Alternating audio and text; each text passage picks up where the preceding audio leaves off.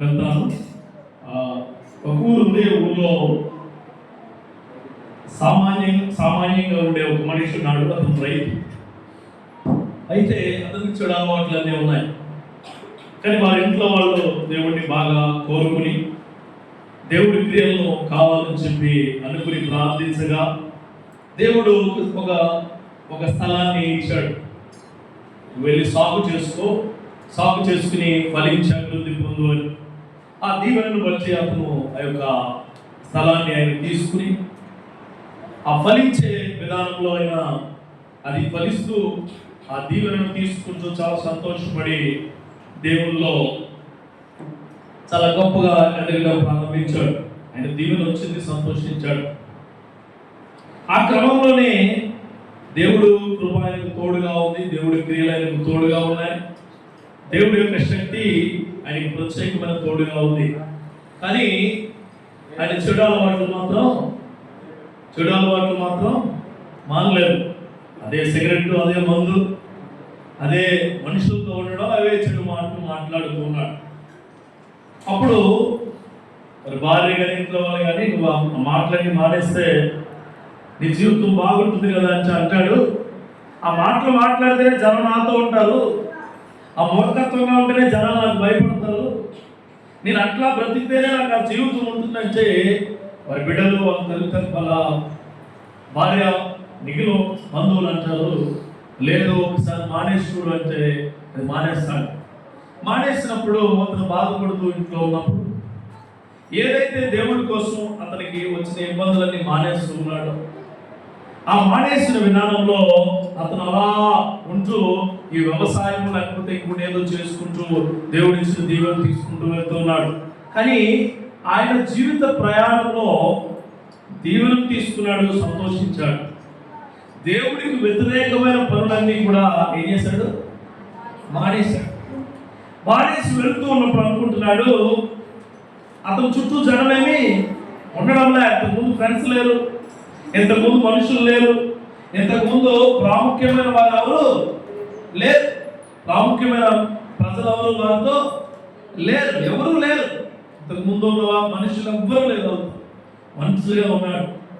ఆ ఒంటరిగా ఉన్న సమయంలో దేవుడు ఆయన గుర్తించి ఆయనకు కావలసినవన్నీ అందజేశాడు. ఈరోజు ఈ యొక్క గ్రామానికి చెప్పే, ఈ సంఘానికి చెప్పే వాక్యం అది. నీ జీవిత ప్రయాణంలో నువ్వు ప్రయాణిస్తున్నప్పుడు దేవుడికి అనుకూలస్తుడిగా నువ్వు మారితే, ఎవరికి అనుకూలస్తుడిగా నువ్వు మారితే ఇవన్నీ నీకు ఉంటాయి. ప్రత్యేకమైన క్రియలు చొప్పున దేవుడు మనల్ని ఎన్నుకున్నాడు. ప్రత్యేకమైన క్రియలు మనకు తెలియదు. అసలు మనల్ని ఎన్నుకుని మనం ఎలా సంఘంగా ఏర్పరిచిన క్రియలు మనము ఊహించలేము. ఈరోజు సంఘానికి రాని వారికి నీకు చాలా తేడా ఉంటుంది. తీర్పు ఎక్కడ చాలా తేడా ఉంటుంది, చాలా తేడా. అసలు మనం ధన్యులమే, దేవుడి నామంలో మనము ఎప్పటికీ ధన్యులమే. అసలు దాంట్లో వేరే అనుమానమేమీ లేదు. దాన్ని బట్టి మీకు చెప్తున్నాను, జీవిత ప్రయాణంలో నీకు చదువు అనే దీవెనిచ్చాడు, దేవుడికి స్తోత్రం, ప్రభువా నీకు వందనాలు. నీకు ఉద్యోగం అనే దేవునిచ్చాడు, నీకు వందనాలు. నీకు పెళ్లి అనే దేవునిచ్చాడు, నీకు వందనాలు. అయ్యా నాకు బిడ్డలిచ్చావు, నీకు వందనాలు. అప్పుల భారాన్ని తీసివేసే గొప్ప కృపనిచ్చావు, నీకు వందనాలు. ప్రభు నా జీవితంలో అన్ని ఇచ్చావు, నా దీవెనన్నిటికీ కారణము నీవే, అది నాకు బాగా తెలుసు. దీన్ని బట్టి నేను సంతోషిస్తూ ఉన్నాను. ఇక్కడ వరకు క్రైస్తవం చాలా బాగుంటుంది. దేవుడు బాగుంటాడు, బైబుల్ బాగుంటుంది, వాక్యం బాగుంటుంది, పాస్టర్ బాగుంటుంది. ఎప్పుడైతే నీకు మంచి జరిగిందిగా, నీ జీవితంలో దేవుడు ఉన్నాడుగా, దేవుడిని నడిపిస్తున్నాడుగా, ఆ సిగరెట్ మానేచ్చుగా వడరాడు చెప్పడం కదా, సిగరెట్ మానేలా. అది నా చిన్నప్పుడు చూద్దా, ఎప్పుడు చూడదా వీడు ఇతను మాట్లాడేటప్పుడు మాటకు ముందు మాట కనుక బూతులు తప్ప రెండవే రావు. అదే నోటితో స్తుతిస్తాడు దేవుణ్ణి, అదే నోటితో దేవుడు మాటలు వింటాడు, అదే నోటితో అయ్యగారికి ఏం చెప్తాడు? ఎలా ఉన్నా తలకాయ ఎలా ఉండిపోయింది ఉంటుంది అసలు. ఇంకెక్కడ ఉన్నంత తల పాస్టర్ గారు చాలా వినమ్రుడు, చాలా గొప్పోడు. కానీ ఏం మొదలన్నాడు? రెండు వదలన్నాడు. ఇతను చాలా మంచోడు. అసలు పాస్టర్ గారిని కానీ, చర్చిని కానీ, చర్చిలో ఉన్న క్రియలు కానీ, మనం పంచుకున్న బైబిల్ని కానీ, వాక్యాన్ని కానీ వదిలిపెట్టడు. కానీ సాయంత్రం అయితే అక్కడికి వెళ్ళి మాత్రం అది కూడా వదిలిపెట్టలేదు. మీకు తెలుసు, మీ ఇంట్లో అందరికీ తెలుసు. ఏది వదిలిపెట్టాడు? కొద్దిగా ఉంటుంది అంతా.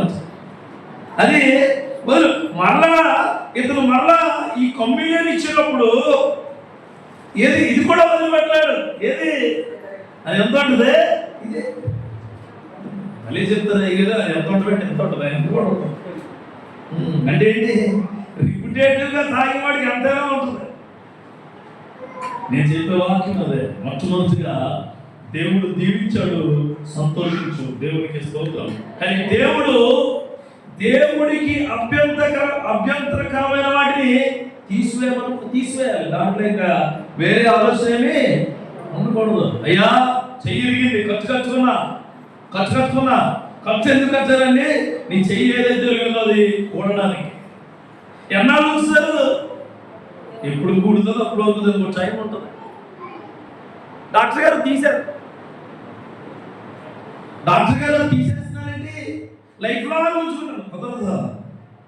లైఫ్ లాగా ఉంచుకుంటే చెయ్యి అలాగే ఉంటుంది, ఇంకెళ్ళకి రాదు. తీసేసారు కదా. ఇప్పుడు నేను ఎక్సర్సైజ్ చేయాలి. ఏం చేయాలి? ఎక్సర్సైజ్ చేయకపోతే మళ్ళీ దేవుడు దీవెనలు ఇచ్చారు కదా అని, దేవుడు దీవెనలు నీతో ఉన్నాయి కదా అని, దేవుడు దీవెనలు నిన్ను నడిపిస్తున్నాయి కదా అని చెప్పి నువ్వు దేవుడికి అభ్యంతరకరమైన మాటలు, అభ్యంతరకరమైన క్రియలు, అభ్యంతరకరమైన ఆలోచనలు ఒకవేళ తీయలేకుండా ఉంటే నీ తరము వారు ముందొచ్చి తరం వారికి ఆశీర్వాదాలు ఏమియో రావు ఖచ్చితంగా చెప్తారు.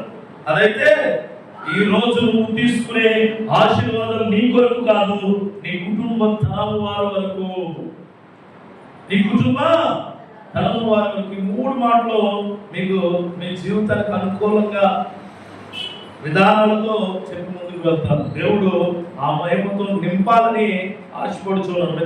నీ జీవిత ప్రయాణ గమ్యంలో నువ్వు ప్రయాణిస్తున్నప్పుడు నీకు చాలా వస్తూ ఉంటాయి. అవి దేవుడికి ఇచ్చినవే. అవి సరిగా కాపాడుకునే బాధ్యత నీదే. పాస్టర్ గారు కాదు, పాస్టర్ గారు అనుకున్నాను. అందరికంటే బైబిల్ నీకు ప్రార్థన చేయాల్సిన అవసరం ఎవరిది అన్నప్పుడు ఫస్ట్ అవుతుంటారు. నీకు ఆయన ఎప్పుడు చేస్తారు, నువ్వు చేయాలి. ప్రార్థన అన్నది అందరికీ సంబంధించింది. అర్థమైందా? సంఘ కాపుర ఇంకా ఎక్కువ చేస్తారు. నువ్వు మరింతగా దేవుణ్ణి అడిగేవారిగా ఉండాలి. ఆదికాండము 21వ అధ్యాయము కరెక్ట్గా 21 వచనాలు ఉంటాయి. 21 వచనాలు అంటే 21 వచనాలునే మనం చెప్పేది ఉంటుంది. ఈ 21 వచనాలు మనం మాట్లాడే ముందు అబ్రహాము సారాని దేవుడు పిలిచి ఆయన అంటాడు, అబ్రహాము ఇదిగో నీ తండ్రి ఇంటి నుండి, నీ దేశం నుండి, నీకున్న ప్రజల నుండి విడిచి నేను చెప్పే దేశానికి వెళ్ళు అంటే చిత్తము ప్రభా నేను వెళ్తాను. వెళ్ళేటప్పుడు లోతును కూడా వెంటబెట్టుకుని వెళ్తాను అన్నప్పుడు ఈ లోతు దారులన్నీ మారిపోయినాయి. దారులోకి వెళ్ళిపోయాడు. అబ్రహాము సారా తనతో ఉన్న అనుచరులు తన యొక్క సావాసం ఉన్న ప్రజలే వెళ్ళారు. ఎందుకు మిగిలిన పేర్లు తేవడం లేదంటే మిగిలిన వాళ్ళు మనకి అవసరం లేదు. ఎప్పుడైతే అబ్రహాము సారా వెళ్ళారు, కొంత దూరం వెళ్ళిన తర్వాత, కొన్ని సంవత్సరాలు అయిన తర్వాత అబ్రహాము ఏమడుగుతాడు దేవుణ్ణి? నాకు మేజర్గా దేవుణ్ణి ఏమడుగుతాడు అబ్రహాము? నాకు సంతానం లేదు, సంతానం ఇవ్వడు. ఎప్పుడు అడుగుతాడు? 56 ఏళ్ళు అడిగినప్పుడు దేవుడు సంతానం నీకు ఖచ్చితంగా ఇస్తాను, ఆ సంతానము ఎలా ఉంటుందని చెప్పాడు? ఇసుక రేణువు వలె ఉంటుంది. Very good, God bless you అన్నాడు. చెప్పిన తర్వాత అది ఎప్పుడు చెప్తాడు? 14 కరెక్ట్గా 17వ అధ్యాయంలో చెప్తాడు. నేను నీకు ఇలా ఇస్తాను, నేను ఇలా ఇస్తే ఇప్పుడు నీకు ఇది వస్తుంది, నీకు ఇలా బిడ్డలు పుడతారు అని చెప్తాడు. చెప్పిన తర్వాత అప్పుడు సారా నవ్వుతుంది. ఏమని? అక్కడ మాట్లాడుతుంది ఏమని తెలుసా? 17వ అధ్యాయము 17వ వచనంలో అప్పుడు అబ్రహాము సాగిలపడి నవ్వి, 100 ఏళ్ల వాడికి సంతానము కలుగునా? ఇది ఎందుకు చెప్తారంటే, నిజంగా నా ఇంట్లో మంచి జరుగుతుంటావా నువ్వు చెప్తున్నావు, కానీ అదేమి ఇక్కడ ఉన్న చాలా మంది క్వశ్చన్ ఉంటుంది. అందుకే మామూలు చాలా మంది కూర్చున్న వాళ్ళకి అదేమి జరగదు, అదేమి జరగదు. నా జీవితం ఎప్పుడు ఉండగానే ఉండదు. దేవుడు నేను ఎప్పుడు ఉంచాలో ఉంచడం తెలుగు. ఎప్పుడు ఉండేలా నిన్ను ఎప్పటికే ఉంచడం, ఎప్పటికే ఉంచడం. నెవర్. సాగిలపడి నవ్వి, సాగిలపడి అంటే మామూలుగా నవ్వడం వేరు, సాగిలపడి నవ్వడం. సాగిలపడి నవ్వడం అంటే ఏంటి? వెటకాలపు నవ్వు. చాలా మంది దేవుడు నమ్ముకున్న వాళ్ళకి వచ్చేది ఏంటంటే, ఏంటది? అయ్యగారు ప్రార్థన చేయమని చేసి నీకున్న ప్రతి వ్యాధి నుంచి స్వస్థత పొందు అంటే ఎప్పుడు నుంచో ఉన్నాయి కదా. ఏంటో ఎప్పుడు నుంచో దీవెనంటే నువ్వు నార్మల్గా ఉంటే రావు, దీవెనంటే నువ్వు సైలెంట్ గా చూస్తే రావు, దీవెనంటే నువ్వు బైబిల్ తెగ చదివేస్తే రావు, దీవెనంటే చర్చిలోకి వచ్చి ఇట్లా కూర్చుని పద్ధతిగా వినేస్తే నీకు రావు.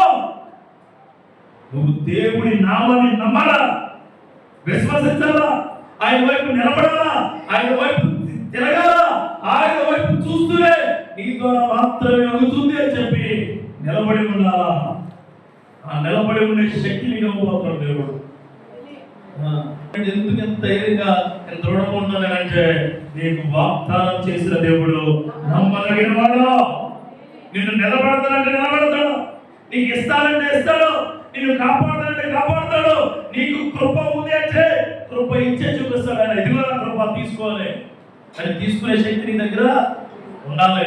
అందరూ చెప్పి వెళ్ళిపోతారంటారు. నేను చెప్పాను, మీకు చూపించేస్తాను. దేవుడు పేతురు ఉన్నాడు కదా, పేతురుని నడిచి వస్తున్నాడు యేసుక్రీస్తు నడిచి వస్తుంటే పేతురు అన్నాడు, నేను కూడా నడుస్తానంటే వెళ్ళేవా నేను నడిచి చూడన్నాడా?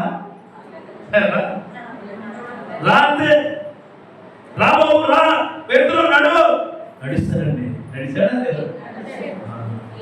విశ్వాసం, నమ్మకము, కృప, దీవెన, కష్టము, దేవుడికి ఇబ్బందికరమైనవి తీసి పడేయాలంటే ఖచ్చితంగా చూపించేవాడు దేవుడిని. మన దేవుడు అత్యంత అగ్ని గల ఆజ్యము కలిగిన వాడు.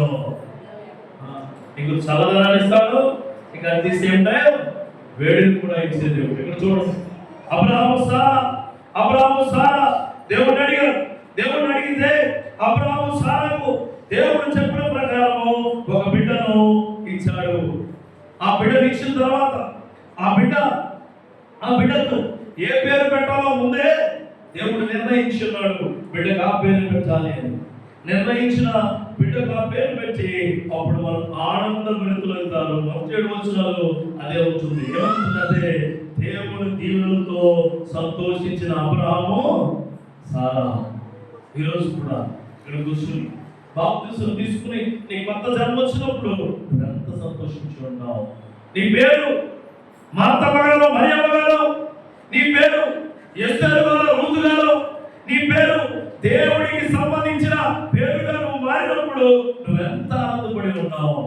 ఇదిగో నేను బాప్తిసం తీసుకున్నాను, కొత్త చేయాలా, నేను బాప్తిసం తీసుకున్నాను, ఇంట్లో క్రియలన్నీ మారిపోవాలా, నా ప్రార్థన మారాలా, నా బ్రతుకు మారాలా, నా క్రియలు మారాలా, నా ఆలోచనలు మారాలా, నా ప్రతి పరిస్థితి మారాలా. అబ్రహాము సారా దగ్గర నువ్వు కూడా సంతోషించుంటావుగా. చాలా ఈ సంతోషానికి అవధులు లేకుండా ఉండండి. అదే మొత్తం చూడండి, యెహోవా తాను చెప్పిన ప్రకారము సారాను దర్శించెను. దేవుడట చెప్పిన మాట ఎప్పుడు కూడా తప్పుడట. ఆడిన ప్రతి మాట తప్పేవాడు మానవుడు అయితే, ప్రతి మాట నెరవేర్చేవాడు దేవుడు గుర్తుంచుకోండి. నీకెందుకు నేను తిప్పుతాను అంటాడు బస్సు మీద బండి మీద. వీడు కరెక్ట్గా ఫోన్ చేతిలో స్విచ్ ఏదో ఇంటికి అడిగితే బండికి అంత ఎక్కిపోయింది అంటాడు. బండి బాగా ఉంది కదా అడిగితే పెట్రోల్ కొట్టేసారంటే నాకు జ్వరం అంటాడు. అంటే మనిషి మాట ఎప్పటికీ నిలకడగా ఉండదు. ఈ రోజు మాట్లాడిన మాట రేపు మారిపోతే ఎలాగైతే మన రాజకీయ నాయకులు ఈరోజు చాలా ఇస్తారు నీకు. ఈరోజు నీకు అన్ని ఇస్తారంటావు, నువ్వు అన్ని గొప్ప ఉంటే ఉంటావు, నువ్వేమో ఆశగా చూస్తూ ఉంటావు. ఆశ కలిగిన ప్రాణాన్ని మనుషులు ఎప్పటికీ తృప్తిపరచలేరు. కానీ మహిమ గల దేవుడు నీ ఆశ కలిగిన ప్రాణాన్ని ఖచ్చితంగా తృప్తిపరుస్తాడు. ఇది దీవెనలతో వచ్చే సంతోషము అంత గొప్పగా ఉంటుంది. నీకు దేవుడు దీవెనలతో కలిగిన సంతోషాన్ని ఇచ్చినాడు. నీ భర్త అందుకే ఉన్నాడు, నీ భార్య అందుకే ఉంది, నీ బిడ్డలు అందుకే ఉన్నారు, నీకు చదువు అందుకే ఉంది. నీకు ఇచ్చిన చదువును, నీకు ఇచ్చిన ఉద్యోగాన్ని, నీకు ఇచ్చిన ప్రతిక్రియను దేవుడు ఇచ్చిన దీవెనలే. నువ్వు అనుకోవచ్చు, నా ప్రతిభ మీద చదివేసుకున్నాను, నా ప్రతిభే, నేను నాకు చాలా టాలెంట్ కాబట్టి నాకు ఉద్యోగం వచ్చింది అన్నాడు. ఆ పప్పులేమైనా అసలు సమస్య లేదు. నువ్వు అనుకోవచ్చు, ఇది నాది, ఇది నా వల్లే, ఇది నా వల్ల జరిగింది అనుకునేవాడు అహంకారము దేవుడు తీసేస్తాడు. ఎప్పుడు దేవుడు వలన అయ్యేది, దేవుడు వలన ఈ క్రియ, దేవుడు వలన ఈ కాపుదల, దేవుడు వలన ఈ శక్తి. దేవుడు నిన్ను దర్శిస్తే నీ జీవితంలో అన్నీ జరగబోతున్నాయి. ఆయన దర్శనం మనకు కావాలని కోరుకోవాలి. ఏం కావాలి? దర్శనం. ఆయన దర్శనం, గొప్ప దర్శనం. చూడండి, యెహోవా తాను ఇచ్చిన మాట చొప్పున సారాను కూర్చి చేసిన ఏంటో చెప్పాలి. నాన్న చెప్తాడు, ఆయన ఇచ్చిన మాట చొప్పున, ఆయన ఇచ్చిన మాట చొప్పున నీ కుటుంబంలో నువ్వు వెలుగొచ్చుకున్నావుగా. వెలుగొచ్చుకున్న అనుభవం దేవుడు ఇచ్చిన మాట ప్రకారం బట్టి కొనుక్కోవడం ఎంతమంది ఉన్నారు, ఉద్యోగం వచ్చిన ఎంతమంది ఉన్నారు, నీ బిడ్డలు వచ్చిన ఎంతమంది ఉన్నారు, పెళ్ళైన ఎంతమంది ఉన్నారు. Very good. దేవుడు మీకు సంతోషాన్ని ఇచ్చాడు. దీవెనలతో దేవుడు సంతోషాన్ని ఇచ్చాడు. మనందరూ యోగులు లాంటి ఏంటి, యోగులాగా నా కష్టాలు ఎక్కువ ఉన్న వాళ్ళు షడ్రక్ మేషక్ అబేద్నెగో కేవలం దేవుడి వైపు చూస్తారు, కేవలం దేవుడిని నమ్ముకున్నారు, కేవలం దేవుడి వైపు ఉన్నారని చెప్పి ఎక్కడ వేస్తారా? మండిస్తున్న అగ్నిలో. అయినను వాడు ఎవరు స్థుతించారట? మీరు అసలు అంటే పోనీ ఇది కాదు, మీ ఊర్లో అలా కుక్కలు పట్టుకొచ్చి ఇక్కడ పెట్టి ఇవన్నీ డోర్లు వేసేసి ఫ్యాన్లు వేసి అన్ని ఉంటారా? మరి దానియాలు ఏం చేసేది? దానియాలు ముమ్మారు ప్రార్థన చేస్తే నిన్ను సింహాల వల్ల పడతావు. అక్కడ ఇంకా సేపు ఉండదు. బయట ఉంటే అక్కడ ఇంకా సింహాలు కాపుగా ఉంటుంది. అలాగే ఉన్నాయి. ఏ రోజైతే పడేసాడో అదే రోజు వచ్చి నిత్యము కాపాడుతూ మీ తండ్రి నిన్ను రక్షించాడు కదా. దానియేలు ఆ దీవెన కావాలి. అలాంటి దీవెనలు కావాలి. అలాంటి దీవెనలు శుభ్రంగా కొరకపట్టి ప్రార్థన చేయకుండా పడుకుంటే నీకు వచ్చే దీవెన నిన్ను రక్షించలేదు.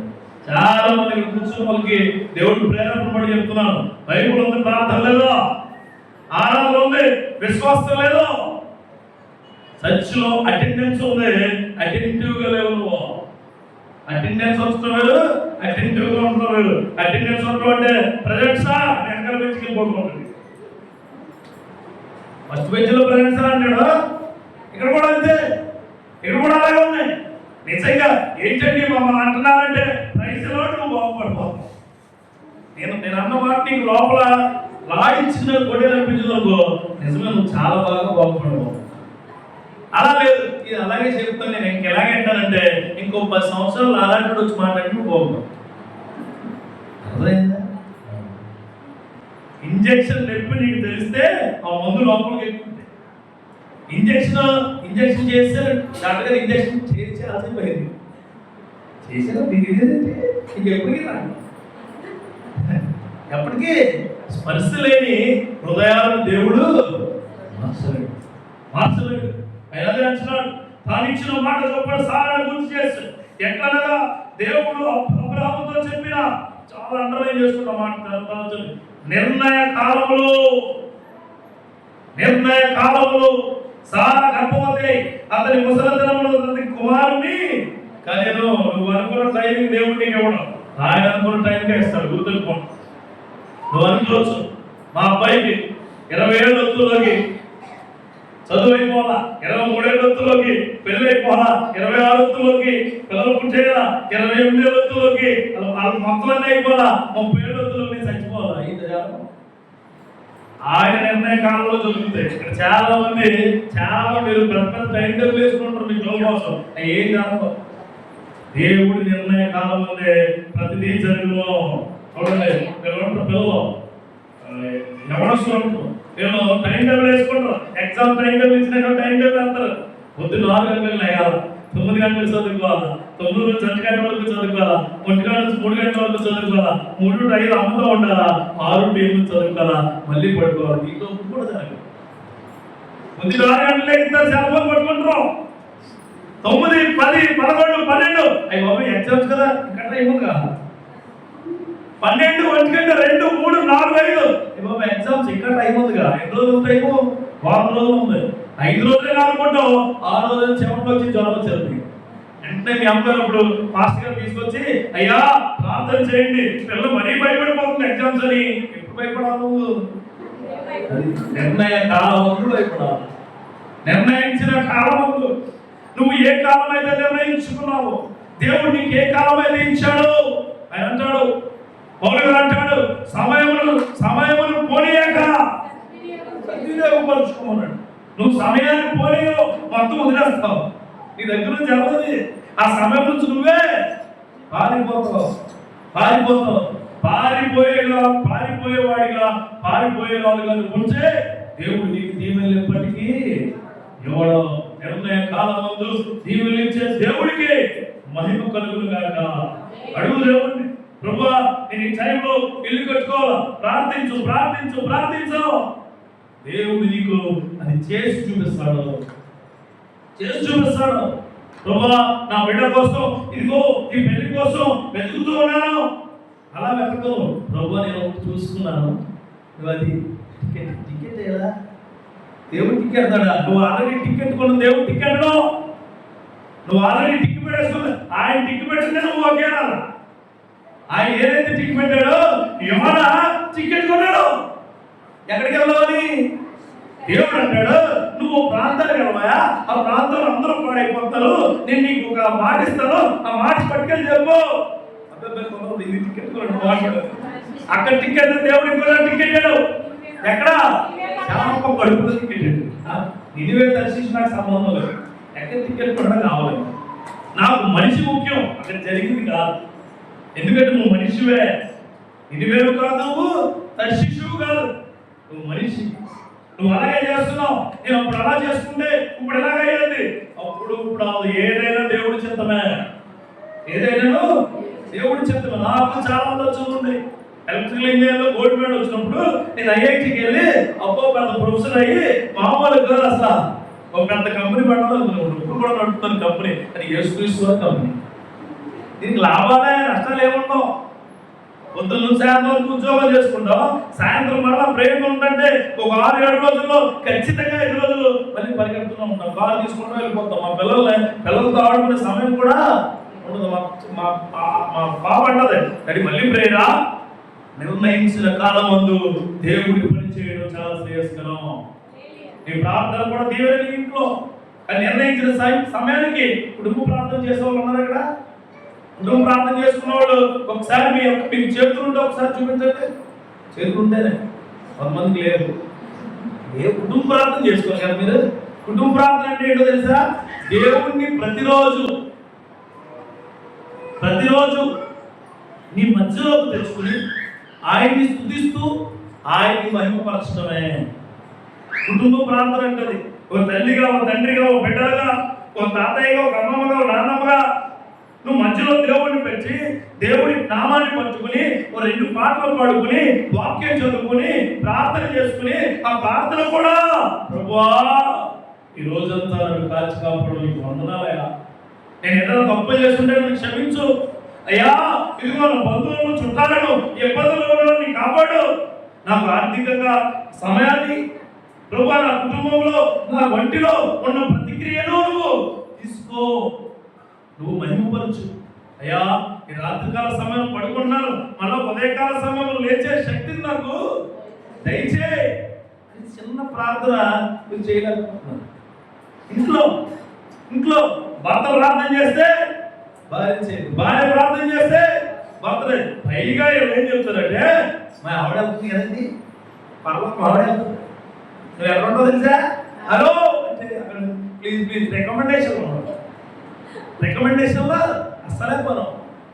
సారాకి అబ్రహాముకి ఇచ్చాడు వాగ్దానం, సారా అబ్రహాము కలిసే వాగ్దానం తీసుకున్నారు, కలిస్తే వాళ్ళకు ఆ యొక్క దీవెన ఇచ్చి ఉన్నాడు. ఈ భర్తగా, భార్యగా, ఓ బిడ్డగా, ఓ తల్లిగా, ఓ తండ్రిగా, నువ్వు తల్లిదండ్రులకు బిడ్డలుగా నీ జీవితంలో నీ సంతోషము, ఆ దీవెనగా నీ సంతోషం వర్ధిల్లాలి అంటే నువ్వు ఇంట్లో ప్రార్థించాల్సిందే. ప్రతిరోజు నువ్వు ప్రార్థించాల్సిందే, నీ తప్పులు ఒప్పుకోవాల్సిందే.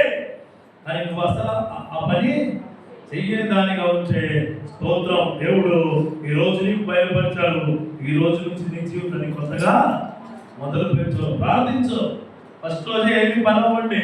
ఫస్ట్ రోజు స్కూల్లో పిల్లలు జాయిన్ చేస్తే డాడీ బాగా వెళ్ళిపోతారా? ఫస్ట్ రోజు స్కూల్లో జాయిన్ చేశారు, మామూలుగా కాదు, నీ రెక్కలు నిలబడేస్తాయి.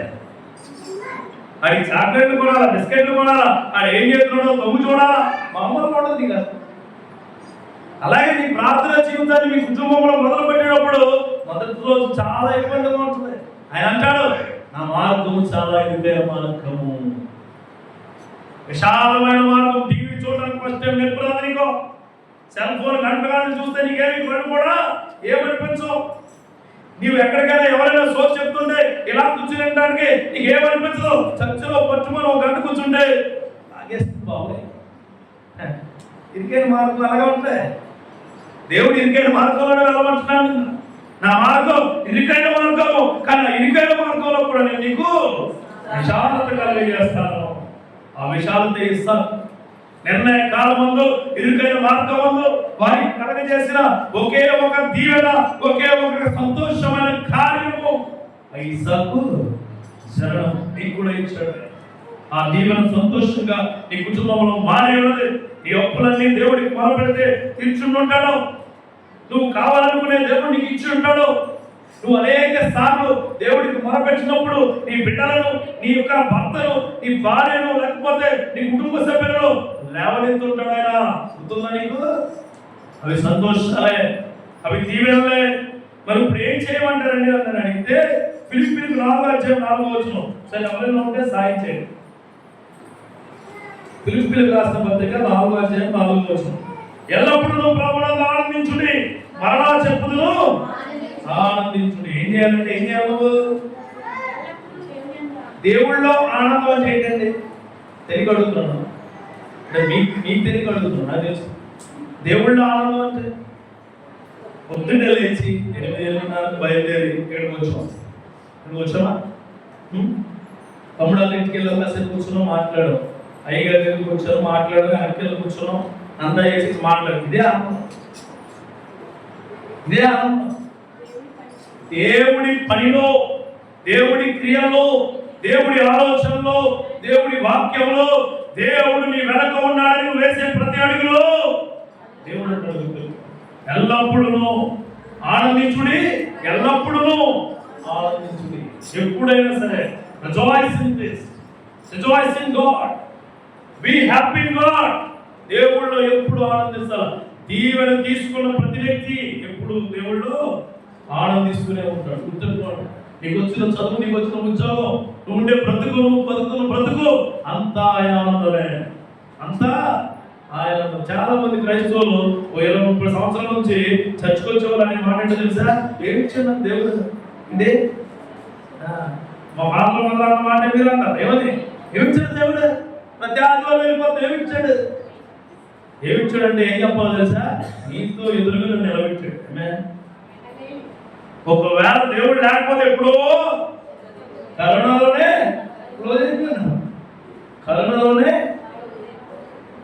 దేవుడు ఏమిచ్చాడు? మా నాన్నగారు, మా అమ్మగారికి దేవుడు ఏమిచ్చాడు అనే మాట 6 సంవత్సరాలు చెప్పాను. మా నాన్నగారు హాస్పిటల్కి వచ్చింది, చచ్చిపోతారు, కరెక్ట్గా అరగంటలో చచ్చిపో. ఇప్పుడు హాస్పిటల్కి వెళ్ళి నేను కాపాడాలని ధైర్యం ఇచ్చాడు దేవుడు. మా అమ్మగారు బస్సు పై నుంచి పడిపోయారు వెనకాల. 12 కిలోమీటర్లు పండి, 12 కిలోమీటర్లు ప్రార్థన చేస్తే ప్రతి కిలోమీటర్ దేవుడు కలిగించాడు. అందుకని నిలబెట్టాడు. క్లాట్లు అంటే మెదడులో ఏ చిన్న క్లాట్ పడినా చేయగల కాలేజీ మంచి మైండ్లో. కానీ దేవుడి మహిమ, దేవుడి క్రియ, దేవుడి స్వస్థత, దేవుడి ఆలోచనలు మనకిచ్చి నడిపిస్తే ప్రతి కార్యము సఫలపరచబడదు.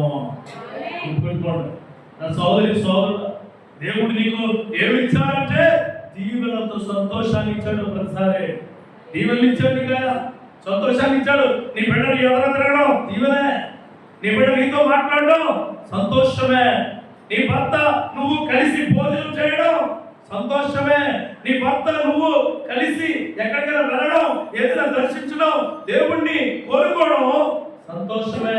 నువ్వు అనుకుంటున్నావేమో సంతోషాలు ఏమి రాలేదని.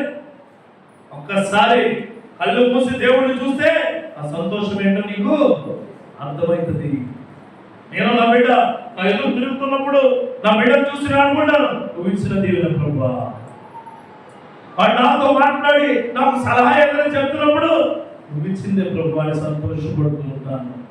ఇప్పుడు నా బిడ్డలో నేను మోకాళ్ళు వేస్తే వాళ్ళు మోకాళ్ళు వేస్తారు, దేవుడు ప్రార్థిస్తారు. ఈ కుటుంబ ప్రార్థన బట్టి వచ్చింది. రోజు నువ్వు చేస్తే వాళ్ళకి ఆటోమేటిక్గా వస్తుంది. నువ్వు టీవీ చూస్తావు, వాళ్ళే పట్టుకుంటారు, సెల్లట్టుకుంటారు. ఈ మధ్యకాలంలో అన్నం తినాలంటే సెల్, బాత్రూమ్కి వెళ్ళాలంటే సెల్, టిఫిన్ తినాలంటే సెల్, పడుకోవాలంటే సెల్, లేస్తే సెల్. పిల్లలకి అలవాటు అయిపోయిన ప్రతి కార్యక్రమంలో ఏముంటుంది? సెల్. రేపు పొద్దున సెలవుకి వెళ్ళిపోతుంది జాగ్రత్త. ఆయన రాజ్యంలో ఎక్కడ ఉన్నావు? ఆయన ఏమంటాడో తెలుసా? నువ్వు నా కడుపు కుడి పార్శ్వాన కూర్చోవాలంటాడు. ఏమంటాడు? ఆ దీవెన గొప్ప దీవెన, ఆనందం గొప్ప దీవెన. నీ బిడ్డలు ఎప్పుడైనా త్రోవ తప్పిపోతే నిన్ను ఏం వాడమన్నాడు? ఆయన ఏం వాడమన్నాడు? నువ్వు బెత్తం వాడు ఏం వాడుతున్నావు? ఫుల్గా ఛార్జింగ్ వేసి అనుకుని వాడుతావు. నీకు బాగా పరిగణించబోతుంది. దీవెన నీకు సాఫ్ట్గా చూసుకో, దీవెన ఆశీర్వాదకరంగా చేసుకోవాలి, దీవెన సంతోషం అవ్వాలి. కానీ దీవెన ఎప్పుడు నీకు సాఫ్ట్ సంస్థల జీవితం, దీవెనకరంగా ఉన్న జీవితం ఏమైపోయింది? షాపులో చుట్టమే చేసుకున్నాడు. అనే దేవుడు హెచ్చరించాడు, తల్లిదండ్రుల ద్వారా చెప్పాడు, ఫ్రెండ్స్ ద్వారా చెప్పాడు, కార్యాల ద్వారా చెప్పాడు, పరిస్థితుల ద్వారా చెప్పాడు, ప్రదేశాలకు వెళ్తున్నప్పుడు చెప్పాడు. విన్నాడా? నీకు కూడా దేవుడు చెబుతున్నాడు, నీ యొక్క దీవెన సంతోషకరంగా ఉండడు గాక, సంతోషకరంగా ఉండడు గాక. రెండో మాట, ఈ రెండో మాట చాలా ప్రమాదం కనుక ఖచ్చితంగా చాలా మంది నడుము వచ్చేసారు కదా. అయ్యగారు ఎలా చెప్తే ఏమన్నా రెండో మాట, చేదు ఏమిస్తున్నాడు? చేదు ఎక్కించరా? చేదు అది ఫస్ట్ మాట చేదు. మన ఆహారం చేదు తీపోయి ఉండాలి. ఆహారం చేసుకునేది నువ్వే, ఆహారం తినేది నువ్వే, ఆహారాన్ని భద్రపరిచేది నువ్వే. ఆత్మీయ ఆహారాన్ని నువ్వు ఎలా తీసుకోవాలా? ఆశీర్వాదకరంగా తీసుకోవాలి. చాలా జాగ్రత్తగా వెళ్ళాలి. నేను కూడా మీలాగే ఇలా పై చెప్తాను అనుకుంటున్నాను. రెండో జాగ్రత్త, ఈ రెండోది ఏంటంటే, ఒక 5 వచనాలు ఉంటాయి, 8వ వచనం నుంచి. ఇక్కడ ఏం జరుగుతుందంటే, ఆల్రెడీ అబ్రహాంకి ఇంకో పిల్లడు ఉన్నాడు. దేవుని దీవెనతో వచ్చిన పిల్లడు కాదు, సారమ్మ ఆశీస్సులతో వచ్చిన పిల్లడు. ఎవరితో వచ్చినాడు? సారం. అంటే చాలా లేట్ అవుతుంది కదా ఉద్యోగం, నాకు ఈ లోపల ఏదో పని చేసుకుంటానని చెప్పి వీళ్ళు లోన్ అంటారు. లోన్ పెడుతుంటే బెట్టి కాదలేడు, లేకపోతే ఇంకో దాంట్లో వెళ్ళి దూరిపోయి బయటకు రాలేడు. ఈ లోపల ఉద్యోగం వస్తుంది, నేను పోలీస్ కేసు ఉంటుంది. సెలవు ఉంటారా? లేదా ఏ ఖాళీ ఉండవు. ఎందుకులేని ప్యాకెట్ ఆడాలండి అన్నట్టు మనం ఖాళీ ఉండలేదు, ప్యాకెట్ ఆడా పోలీసులు దూరిపోయి. ఖాళీ ఉండవు అంటే డబ్బులు అంతేనా ఆడుతున్నారు? డబ్బులు చూడండి, అభ్యంతరకరమైనది ఏదైనా సరే కట్ చేసుకోండి. ఏంటంటే పని చేయని ద్రాక్ష తెగలు ఏమన్నా అవసరం లేదు. నీ చదువులో ఏదో ఇబ్బంది తీసి పక్కన పడే, నీ కుటుంబంలో ఏదో ఇబ్బంది తీసి పక్కన పడే. ఎంత గొప్పడైనా నీ కుటుంబానికి వేదన, రోదన, శోధన, రోత కలిగిస్తున్నాడంటే కట్ చేసి పక్కన పడే. దాంట్లో వేరే ఆలోచన ఏమి లేదు. నా వాక్యానికి అడ్డంగా అయితే నా భార్యతో మాట్లాడు, నా వాక్యం రాసుకోవడానికి అడ్డంగా అయితే నా పిల్లలకు వేరే కూడా ట్రీట్మెంట్.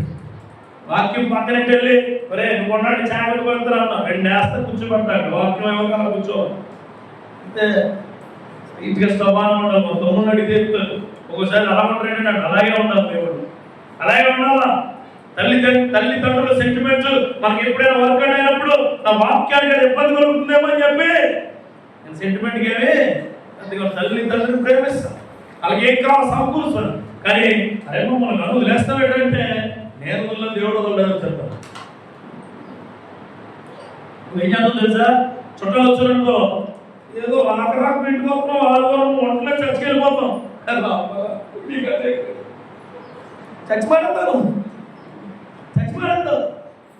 చచ్చిపోతాను ఖచ్చితంగా వాడతావు. నువ్వు చచ్చి ఈరోజే ఎక్కడో ఫంక్షన్ పెట్టుకుంటారు, చెల్లి నువ్వు రాకపోతే ఫంక్షన్ ఆగిపోతాడు. ఎక్కడికి వెళ్ళిపోతావు అంటే కరెక్టే. God bless you. ఎక్కడికి వెళ్ళిపోతావు అంటే నువ్వు దేవుడు మిగిలినవి పక్కన పెడితే నీకు ఏది ఇంపార్టెంట్ అయిపోయింది? దేవుడి కన్నా నీకు ఏది ఇంపార్టెంట్ అయిపోయింది? కనిపించేవేమో నీ గొప్పవే, కనపడి దేవుడేమో ఎప్పుడు ఏ క్షణము కూడా ఆయన అంటాడు, నా కాడి ఎత్తుకుని వచ్చేవాడు తండ్రినైనా తల్లినైనా బంధుమిత్రులైనా ఎవరినైనా విడిచిపెట్టి రావాల్సిందే. ప్రార్థించేటప్పుడు నీకు అనుకూలంగా లేనివి, నేను ఏదైతే అభ్యర్థపరిచినావో అవన్నీ కూడా కట్ చేసేవా. ఇక్కడ ఇష్మాయేలు వచ్చాడు, ఆ బిడ్డ ఎదిగాడు. ఇతనికేమో 13 ఏళ్ళు, ఇస్సాకుకేమో 3 ఏళ్ళు వచ్చాయి. 3 ఏళ్ళు వచ్చినా సరే ఇస్సాకు కంటే ఇష్మాయేలు పట్టుకుని ఆడుతున్నాడు. ఎవరు పెద్ద కొడుకని ఎవరు? అబ్రహాం గారు. అప్పుడు ఆవిడ చూసి అంటది, ఈ బిడ్డను తీసుకెళ్ళి బయట వదిలిపెట్టే. అది దేవుడు ఇచ్చిన ప్రేరేపణ. ఎవరు ఇచ్చిన ప్రేరేపణ? దేవుడు ఇచ్చింది. దేవుడు నామములో మీకు చెప్తున్నాను, దేవుడు నామములో మీకు చెప్తున్నాను, నువ్వు చల్లగానే నుండు, వేడిగానే నుండు, పులివెచ్చగా ఉంచని నేను ఉమ్మేస్తాను. ఇప్పుడు వాక్యం చదువుతున్నావు, వాక్యము నీ కళ్ళతో చూసి చదువుతున్నావు, వాక్యము నీ కన్నుకు ఇంపుగా కనిపిస్తుంది, వాక్యము నిన్ను నీ కళ్ళలోంచి శక్తివంతంగా లోపలికి తీసుకెళ్తుంది. అదే కళ్ళతో టీవీ సీరియల్ అవుతావు సాయంత్రం. అదే కళ్ళతో వెళ్ళి ఎన్ని గంటలు చూస్తావు తెలుసా? ఎన్ని దేవుడికి దశమ భాగం వేయిస్తాయేమో, మిగిలిన భాగం అంతా ఎక్కడ పడతావు? ఓరమాడిపో చూడం, మీ ఇంటికి మీ భర్తంతో చూడం, నీ పిల్లలు వచ్చి అమ్మా బాతులు అంటాడు చూడం, అమ్మా ఆకలి అంటాడు చూడం. ఏం చూస్తావు? న్యాయమా? అభ్యంతరపరిచే ప్రతిదీ కేబుల్ కట్ చేయించుకుంటావు. కేబుల్ కట్ చేయించుకోలేకపోతే నువ్వు నిగ్రహంగా 2 చేయించుకో. టీవీ ఎదురుగా ఉంటే నువ్వు ఎప్పుడు ఆగిపోవాలి రాబే, లేదా నువ్వు ఆగకపోతే కేబుల్ ఆపించు. దేవుడి నామంలో క్లియర్గా చెప్తున్నాను, దేవుడి నామంలో నువ్వు ఉంటే వాక్యం వైపు ఉండవు, లేకపోతే లోకం వైపు ఉండవు. దేవుడి కంటే అభ్యంతరపరచబడిన ఏదో అది తీసి పక్కన నీ జీవితం ఏదైనా సరే, ఏదైనా సరే.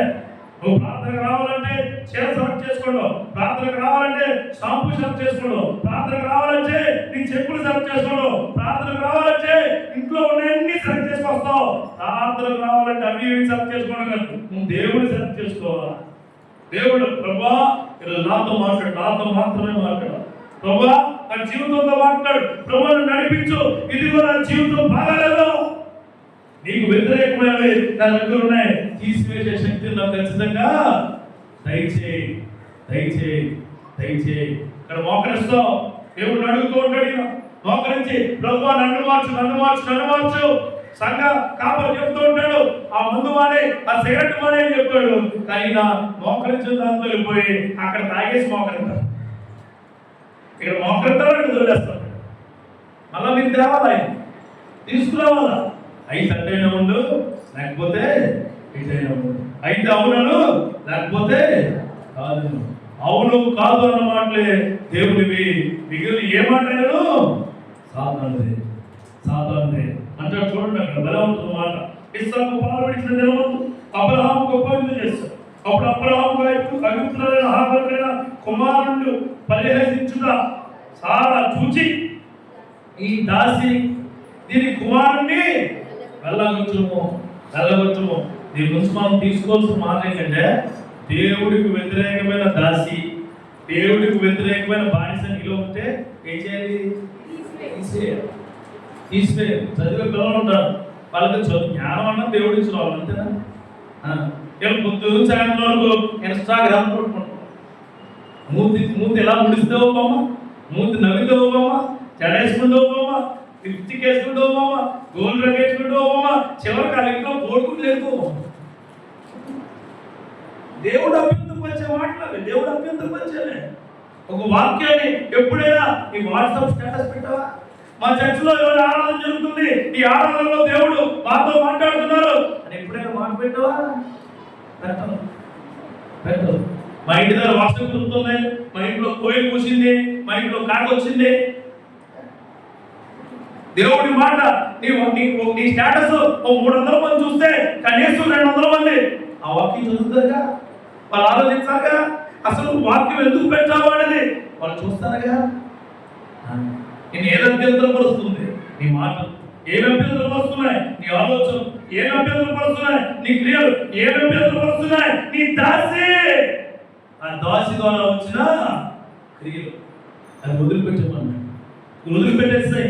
ఇదిగో అబ్రహామా వదిలిపెట్టాయి అన్నప్పుడు దేవుడు చెప్తాడు. చూడండి అక్కడ, అప్పుడు ఈ దాసి కుమారుడు నా కుమారుడిని ఇస్సాకుతో వారసుడై ఉండడని అబ్రహాముతో అతను కుమారుడు బట్టి ఆ మాట అబ్రహాముకు మిక్కిలి దుఃఖము కలుగజేసును. ఏముందట?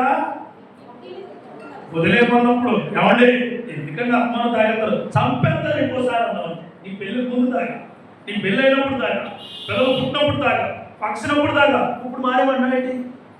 నాకు బాధ అనిపిస్తుంది తెలుసా? తాగినప్పుడు వేసారు మిక్కులు దుఃఖంగా తెలియదు. అమ్మా పక్కన సెల్ ఫోన్తో ఉండవండి, బుద్ధి జ్ఞానం లేదంటే ఈ పిల్ల సెల్ ఫోన్ ఇవ్వబడేసి నువ్వు ఫ్రీడమ్ ఇవ్వట్లేదు. అసలు మా నాన్న ఫ్రీడమ్ ఇవ్వట్లేదు నీ పిల్లకి. ఫ్రీడమే లేదంటా సెల్ ఫోన్ చూడకపోతే. మిక్కులు దుఃఖం వస్తుంది నీకు. పాస్టర్ గారు ఏదైనా ఖండితంగా వాక్యం చెప్తే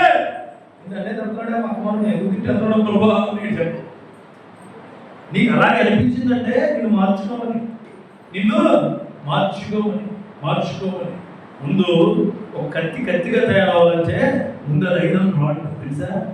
దాన్ని ఏం చేయాలి? కాల్చా, అది కొలుములో పెట్టాలా, అది వేడైన తర్వాత మళ్ళీ దాన్ని షార్ప్ చేయాలి, దాన్ని షేప్ చేయాలి, అప్పుడు దానికి పదులు పెట్టాలి. దేవుని బిడ్డలుగా మీకు ఇవన్నీ ఉంటాయి. కత్తికి జమ్ము ఉంటుందా? తెగేదానికి జమ్ము ఉంటుందా? తెగేదానిగా దేవుడిని తయారు చేయబోతున్నాడు. గుర్తుపెట్టుకో. లోకము కానీ, లోక మర్యాద కానీ, లోకంలో ఉన్న క్రియలు కానీ నీకు ఏ విధంగానూ పనికిరావు. సెల్ ఫోన్ వాడుతున్నావు, ఛార్జింగ్ ఉందని చెప్పి, టీవీ వాడుతున్నావు, కరెంట్ ఉందని చెప్పి, నువ్వు ఏదైనా సరే అది జీవిత సర్వాంగానికి వెళ్తులోకి అది పాడైపోతే నిత్యం నిలిచేది ఆయన వాక్యం మాత్రమే. ఆయన వాక్యాన్ని నిన్ను ఎవరు ఎప్పుడు వేరు చేయలేరు. నాకు వేరు చేయట అసాధ్యం అనేది ఆయన వేరు చేయలేరు. గుర్తుపెట్టుకో, శిష్యులు ఆయన వదిలేసి వెళ్ళిపోయారు, ఆయన అనుచరులు ఆయన వదిలేసి వెళ్ళిపోయారు, స్వస్థపరిచిన ఆయన వదిలేసి వెళ్ళిపోయారు. ఆయన వీరిని వదలలేదు. మళ్ళీ వెతుక్కుంటూ ఆయన వెళ్ళాడు అక్కడికి. వెతుక్కుంటూ వెళ్ళాడు కూడా. పామ ఏమన్నాడు? నువ్వు బాబోయ్ వచ్చేయండి, నువ్వు వచ్చేయండి, బస్ ఎక్కడ పోయినా టికెట్ చూపించు. మనమైతే దేవుడిని నీకు స్వస్థ మాట్లాడంటే ఏది? కాలు బాగు చేయమని కావాలి, ఈ చెయ్యిని బాగు చేయమని చెయ్యిని బాగు చేయమని, కాలు బాగు చేయమని బాగు చేయడు.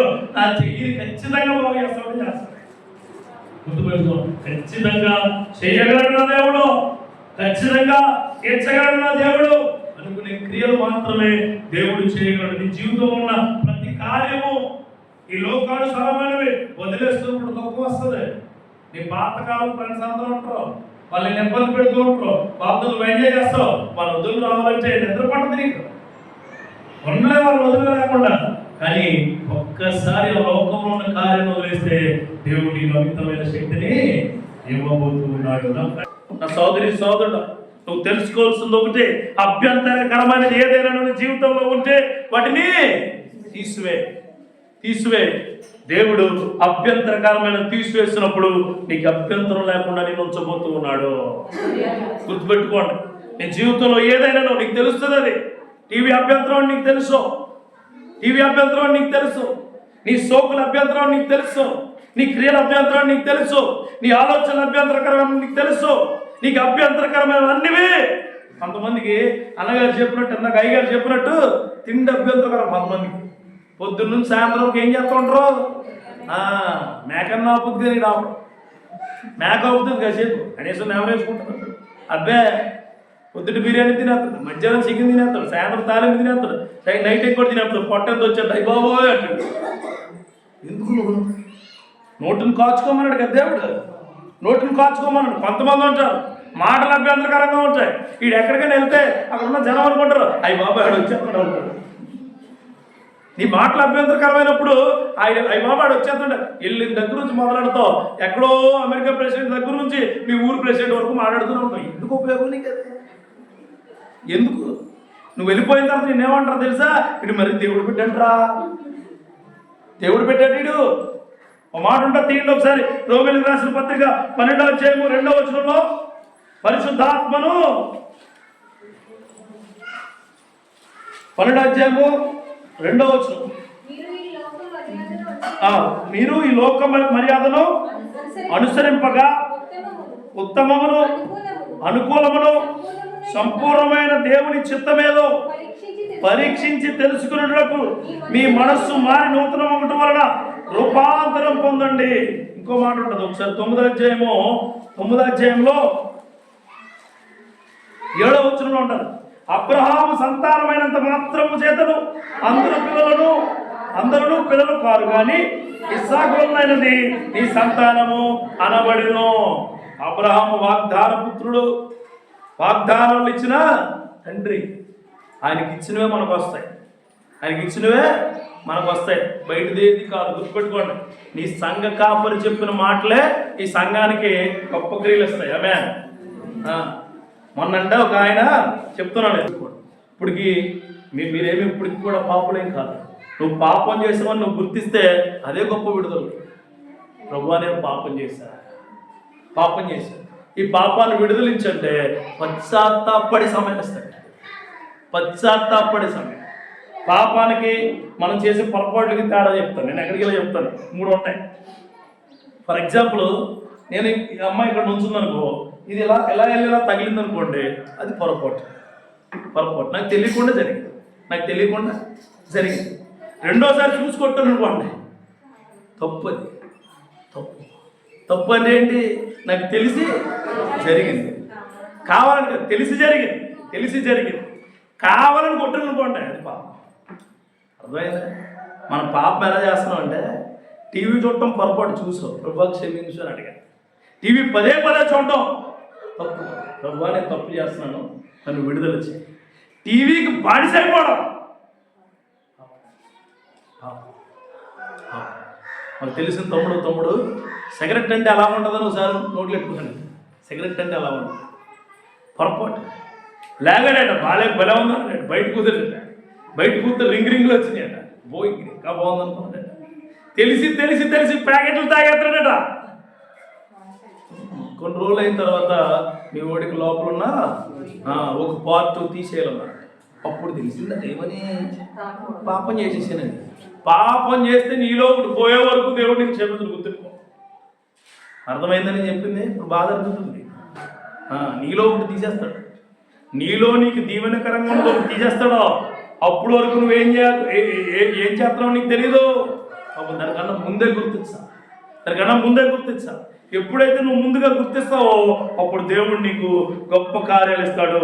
ఎఫెసీయులకు రాసిన పత్రిక 4వ అధ్యాయము 30వ వచనం ఒకసారి చదువుతారా? ఎఫెసీయులకు రాసిన, నేను తీసేస్తాను కంగారు. ఇక్కడ ఒక మాట ఉంటుంది, ఇందా చెప్పుకున్న మాట, అందరూ ఏమంటున్నమాట, అందరూ చదివి ఇంకొక మాట చెప్పి ముగిస్తాం. కంగారు పడు. పరిశుద్ధాత్మను దుఃఖపరచుకుడి, విమోచన దినం వరకు ఆయన యందు మీరు ముద్రింపబడి ఉన్నారు. గుర్తెట్టుకోండి, మీరందరూ దీవెనలతో ఉన్నారంటే దేవుని కృప. దేవుని కృప. నువ్వు టీవీ చూస్తూ దేవుణ్ణి విస్మరిస్తే దేవుని దుఃఖపరచడమే. నీకు సేవ అనే పరిచర్య, అయ్యగారికి పరిచయం చేయమని కొంతమంది ఉంటారు. వాళ్ళు పరిచయం చేసినప్పుడు దేవుడి క్రియలను ప్రభువా మహిమపరచమని పరిచయం చేయాలి తప్ప ఆత్మ నేనేట బాబు సేవ అనుకోకూడదు. ఎవరిని దుఃఖపరుస్తున్నారు?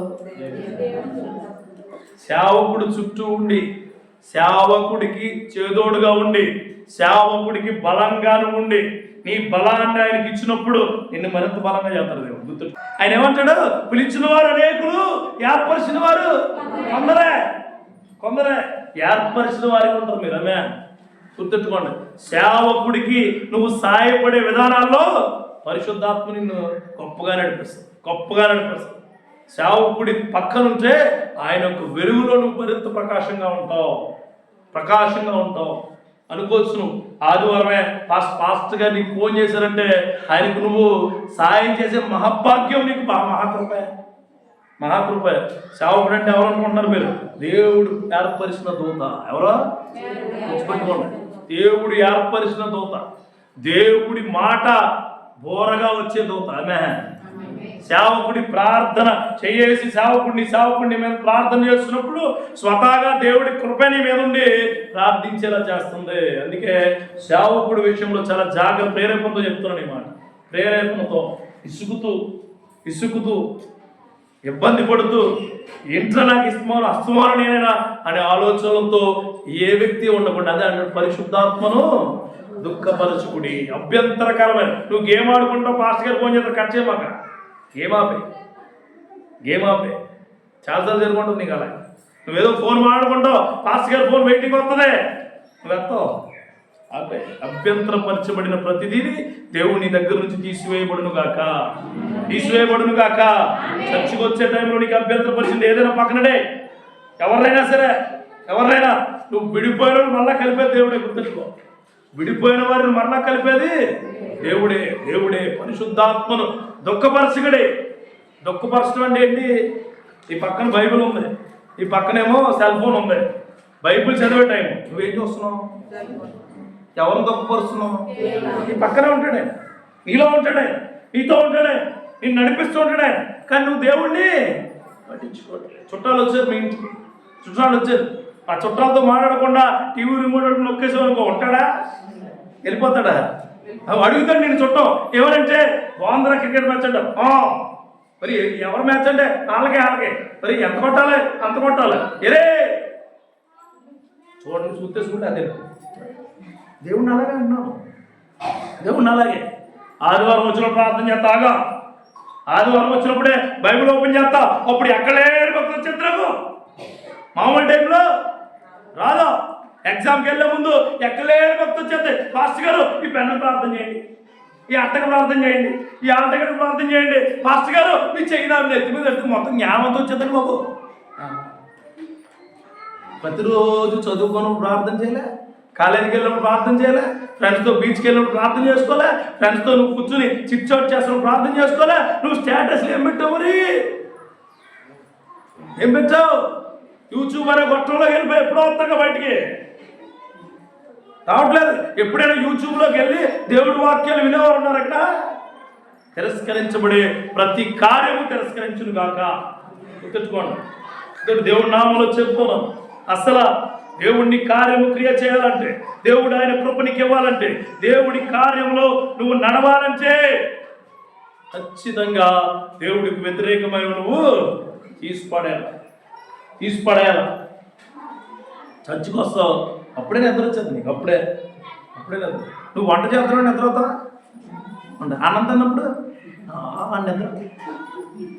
అన్నం తిన్నప్పుడు నిద్ర, వంట చేస్తున్నప్పుడు నిద్ర, నువ్వేమి చేస్తున్నప్పుడు నీకేమి ఉండదు. టీవీ చూస్తున్నప్పుడు అసలే నిద్ర. కండ్రప్పి ఇవ్వమంటే ఉంటుంటారండి. ఏమో కోడలు అత్తగారు ఎలా సొక్కుతుంది, అత్తగారు కోడకి ఎలా చేసి పెట్టింది. ఒక రూతు నయోమి విషయం చర్చలో చెప్తే దేవుడికి స్తోత్రం కలుగుతుంది అని అంటాం. అదే రూతు అవుతుంది ఇంట్లో, అదే నయం ఇవ్వడం. రూతు నయం ఈ కథ చాలా బాగుంటుంది మీలో, కానీ ఇంట్లో వార్ఫ్ యాక్టింగ్ ఇది. ప్రాక్టికల్ గా ఏమో వార్ఫలో ఉంటావు, చర్చిలోనేమో అత్తగారు దీవించు ఇంట్లో అమ్మ టీ పెట్టవా సంతతి చచ్చిపోలేదు. తిరస్కరించబడే క్రియలు మీ దగ్గర, తిరస్కరించబడే క్రియలు. ఈ మామ యాకోబును మోసం చేస్తాడు, అయినా సరే 7 సంవత్సరాలు ఉన్నాయి. ఎదిగిన పిల్లలు అంటారు, మాస్టర్ గారు నాకు ఒక అబ్బాయిని చూపించాడు దేవుడు, ఆ అబ్బాయితో ఇంకెందుకు రావడం నువ్వు? దేవుడు చెప్తాను నువ్వు అనుకుని రాకూడదు, ఏమనుకోకూడదు అని చెప్తాను చూడొద్దని. అంతేగాని ఆల్రెడీ నువ్వు టిఫిన్ మీద వచ్చి మాస్టర్ గారు ఇడ్లీ తినాలి అడిగేలా చేయడం చేయలేదు. మొత్తం మోషన్స్ పడేసాం. అర్థమైందా? ప్రభు నాకు తిండి లేదు, తినడానికి తిండి లేదా, నాకు ఏమిస్తావు ఏమిస్తావో అదంతా ఏర్పరుస్తాడు. అరణ్యంలో ఏమి లేని చోట మన్నాని ఏర్పరిచిన దేవుడు, అసలు విడవలేని ఎర్ర సముద్రాన్ని 2 పాయలుగా చేసిన దేవుడు, ఎవరు దాటలేని యోర్దానును నదిని దాటించిన దేవుడు నిన్ను కూడా బాగు చేయబోతున్నాడు. గుర్తుపెట్టుకో. కానీ ఏదైతే వదిలిపెట్టలేని క్రియలు ఉన్నాయో ఆ క్రియలు నీకు ఇబ్బందికరంగా ఉంటాయి. చివరిగా నీలో మాట చెప్పిస్తాను, నీకు సొంత దారి ఉంటే నీ జీవితం అంతా శోకమే. అంటే సొంత దారిలో వెతుకుంటే జీవితాంతం నీకు శోకమే. దేవుడి దారిలో సరాలం కలిగిన మాటలు ఉంటాయి. మూడవది చెప్పి నేను ముగిస్తాను. 21వ వచనంలో 21 వచనం అప్పుడు ఇక్కడతో అబ్రహాము సారా అయిపోతే, కానీ దేవుడు మరి ఇష్మాయేలు కూడా ఇచ్చాడుగా, హాగరు కూడా ఇచ్చాడుగా. అప్పుడు హాగరు ఇష్మాయేలు కలిసి ముందుగా ఇష్మాయేలు ప్రార్థన చేస్తాడు దేవుడికి. ఆ మాట చూద్దాం, చూడండి ఎక్కడంటే చూడండి 15వ వచనం. ఆ తిత్తిలో నీళ్లు అయిపోయిన తర్వాత ఆమె పొద కింద ఆ చిన్నవాడిని పడవేసి ఏం చేసిందట? పడేసిందట. 13 ఏళ్ళు 10 ఏళ్ళు పిల్లవాడిని ఏం చేసిందావిడ? పడేసి ఆయన నడుస్తుంది చూడండి. పడవేసి ఈ పిల్లవాడి చావు నేను చూడలేని అనుకుని ఇంటి మీద దూరం వెళ్ళి అతనికి ఎదురుగా కూర్చున్నాను. ఆమె ఎదురుగా కూర్చుండి ఎలుగెత్తి ఏడ్చాను. దేవుడు ఆ చిన్నవారి మనను వినెను. దేవుడు విన్నాడు. ఎవరు అంటే ఇబ్బందికరమైన పరిస్థితుల్లో వచ్చిన కుమారుడి మాట కూడా ఎవరు